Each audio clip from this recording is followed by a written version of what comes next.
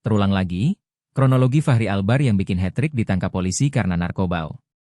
Lagi-lagi aktor Fachri Albar ditangkap polisi terkait kasus narkoba. Penangkapan Fachri Albar kali ini untuk yang ketiga kalinya dengan kasus yang sama. Dilansir dari Tribun Seleb, Fachri Albar ditangkap oleh Satres Narkoba Polres Metro Jakarta Barat di kawasan Jakarta Selatan, Minggu, 20 April 2025. Penangkapan tersebut usai polisi mendapat informasi dari warga sekitar. Adapun Fachri Albar berhasil dibekuk saat berada di rumahnya. Kasat Narkoba Polres Metro Jakarta Barat, Kompol Fernal Armando Sambo. Fernal mengatakan, polisi berhasil menemukan beberapa jenis narkoba milik sang aktor. Namun pihaknya saat ini masih terus melakukan pendalaman. Sebelumnya, polisi menangkap aktor Fachri Albar di rumahnya di Kompleks Renia Hills, Cirendeu, Jakarta Selatan pada Februari 2018.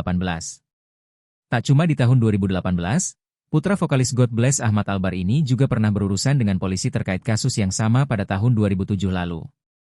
Waktu itu polisi menggerebek rumah ayah Fachri, Ahmad Albar di kawasan Cinere, Depok.